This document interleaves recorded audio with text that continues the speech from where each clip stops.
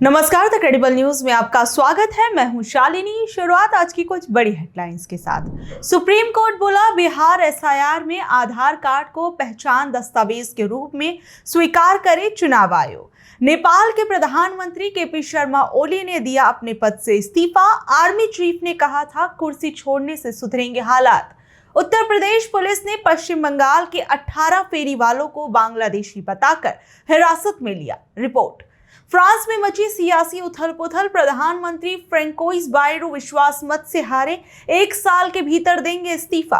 नेपाल में हिंसक हुआ प्रदर्शन। वित्त मंत्री की सरेआम हुई पिटाई। संसद में आग लगाई गई। देश में लगातार बढ़ रहा राजनीतिक तनाव। अब वक्त कुछ बड़ी खबरों को परखने का। क्या पीएम मोदी गया में करेंगे अपनी मां का पिंडदान? हाल ही में प्रधानमंत्री नरेंद्र मोदी के बिहार गया में अपनी दिवंगत मां हीराबेन का पिंडदान करने को लेकर सोशल मीडिया पर विवाद हो रहा है। हालांकि इस खबर की अभी कोई आधिकारिक पुष्टि नहीं हुई है, लेकिन कुछ मीडिया रिपोर्ट्स अब ये दावा कर रही हैं कि प्रधानमंत्री नरेंद्र मोदी 17 सितंबर को गया जा सकते हैं। वहीं इस पर विपक्ष के कई नेता अपनी प्रतिक्रिया दे रहे हैं। कांग्रेस की प्रवक्ता सुप्रिया श्रीनेत और पंखुड़ी पाठक जैसे नेताओं ने पीएम मोदी की इस योजना पर सवाल उठा डाले हैं। उनका कहना है कि हिंदू धर्म में पिंडदान एक ही बार किया जाता है और पीएम के छोटे भाई 7 मई 2023 को ही पिंडदान कर चुके हैं। ऐसे में दोबारा ये अनुष्ठान करने का क्या मतलब बनता है?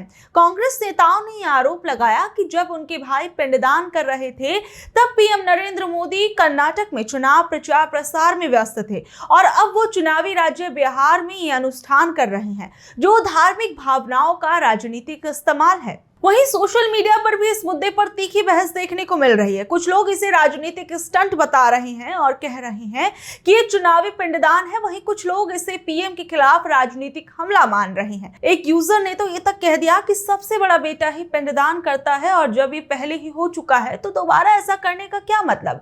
अब इस पूरे मामले में एक तरफ धार्मिक परंपराओं और मान्यताओं को लेकर सवाल उठाए जा रहे हैं, वहीं दूसरी तरफ ये आरोप लग रहा है कि प्रधानमंत्री मोदी अपनी मां के नाम का इस्तेमाल राजनीतिक फायदे के लिए अब क्या कर रहे हैं। बिहार में चुनाव नजदीक होने के कारण कई लोगों ने इस घटना को वोट बैंक की राजनीति से भी जोड़कर देखना शुरू कर दिया है। वहीं इससे पहले बिहार के अंदर पीएम नरेंद्र मोदी की मां को गाली देने का पूरा विवाद सामने आया था, जिसे लेकर खुद प्रधानमंत्री नरेंद्र मोदी कैमरे के आगे आकर बहुत कुछ बोलते हुए नजर आए थे।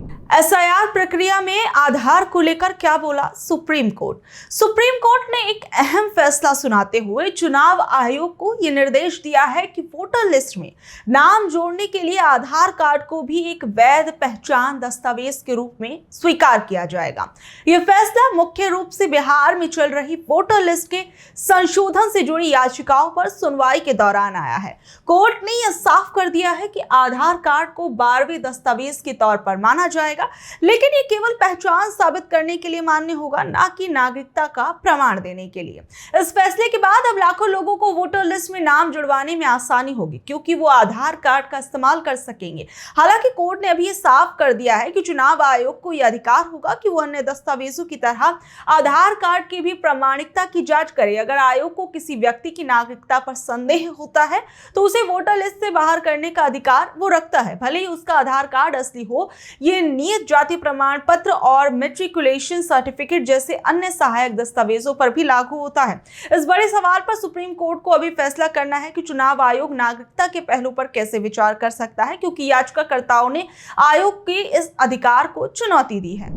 क्या यूपी में एक ही शख्स कर रहा था कई सरकारी नौकरियां? उत्तर प्रदेश में एक चौंकाने वाला मामला सामने आया है, जहां एक अर्पित नाम का व्यक्ति 9 सालों तक 6 अलग अलग जिलों में सरकारी नौकरी करता रहा और वेतन लेता रहा, लेकिन किसी को इस धोखाधड़ी की भनक तक नहीं लगी। ये पूरा मामला 2016 की एक्सरे टेक्नीशियन भर्ती से जुड़ा है। अर्पित सिंह की मूल नियुक्ति हाथरस में हुई थी, लेकिन बाद में पता चला कि इसी नाम से रामपुर, बदायूं, बांदा, बलरामपुर, शामली शामली और फारुखाबाद में भी लोग काम कर रहे थे। इस धोखाधड़ी से सरकारी खजाने को भारी नुकसान हुआ है। अकेले रामपुर में ही अर्पित सिंह ने लगभग 60,000 रुपए प्रति माह के वेतन पर 55 लाख रुपए ले लिए हैं, जबकि इस पूरे फर्जीवाड़े में विभाग को कुल मिलाकर 4.5 करोड़ रुपए का चूना लग चुका है। ये घोटाला तब उजागर हुआ जब मानव संपदा पोर्टल पर रिकॉर्ड की जांच की गई और मामला सामने आने के बाद पूरे विभाग में हड़कंप मच गया। अब इस मामले की जांच के आदेश दिए गए हैं। उत्तर प्रदेश के मुख्यमंत्री योगी आदित्यनाथ ने कार्रवाई करने का आदेश दिया है। अब बहरहाल ये देखा जाएगा कि इस पूरे मामले में क्या कुछ नया सामने आता है।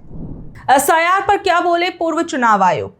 बिहार में वोटर लिस्ट की जांच पर चल रहे विवाद के बीच 3 पूर्व चुनाव आयुक्तों एसवाई कुरैशी, अशोक लवासा और ओपी रावत ने इंडिया टुडे कॉन्क्लेव साउथ में इस मुद्दे पर अपने विचार रखे, जहां उन्होंने ये एक तरीके से कह डाला कि राहुल गांधी से एफिडेविट मांगना गलत है। उन्होंने चुनाव आयोग के वर्तमान रवैये पर भी सवाल उठाया और कहा कि वोटर लिस्ट में गड़बड़ी की शिकायत हो तो जांच होनी चाहिए, ना कि जानबूझकर नेताओं को टारगेट किया जाना चाहिए। उन्होंने बताया कि भारत के चुनाव काफी हद तक स्वतंत्र और निष्पक्ष हैं और वोट चोरी जैसे आरोप राजनीतिक बयानबाजी है। 3 पूर्व अधिकारियों ने वोटर लिस्ट की साफ सफाई और सटीकता पर जोर दिया और ये कहा कि वोटर लिस्ट कभी पूरी तरह सही नहीं हो सकती। पूर्व चुनाव आयुक्तों ने एसआईआर प्रक्रिया का समर्थन किया, लेकिन बिहार में इसके समय और तरीके पर चिंता जताई।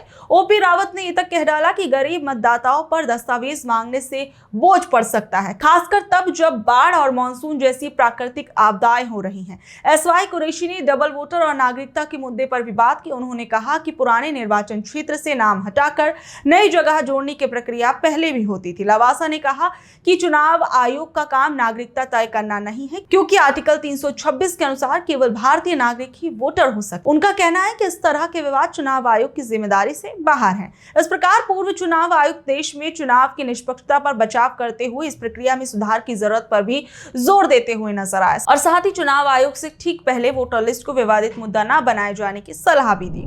नेपाल में क्यों हुआ तख्ता पलट। नेपाल में 2 दिनों से जारी हिंसक प्रदर्शन के बीच प्रधानमंत्री केपी शर्मा ओली ने इस्तीफा दे दिया।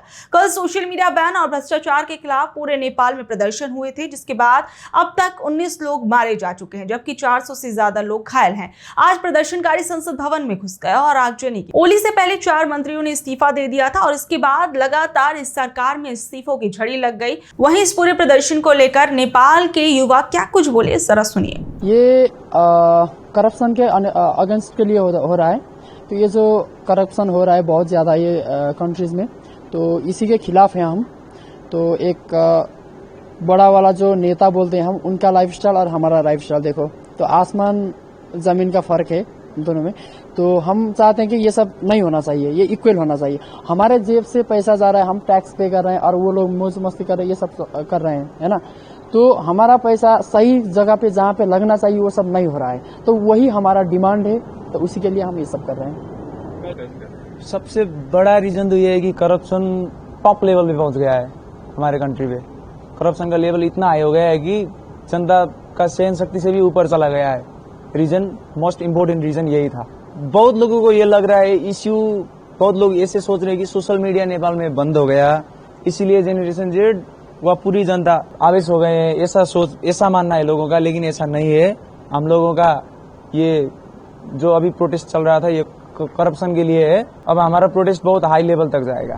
तो ये थी आज की खबरें। कल शाम 7 बजे फिर हाजिर होंगी अगली खबरों के साथ। अगर आपको आज की खबर अच्छी लगी, जानकारी भरी लगी, तो इसे अपने दोस्तों, रिश्तेदारों से शेयर कर ले। कल तक के लिए नमस्कार, शब्बा खैर, गुड नाइट।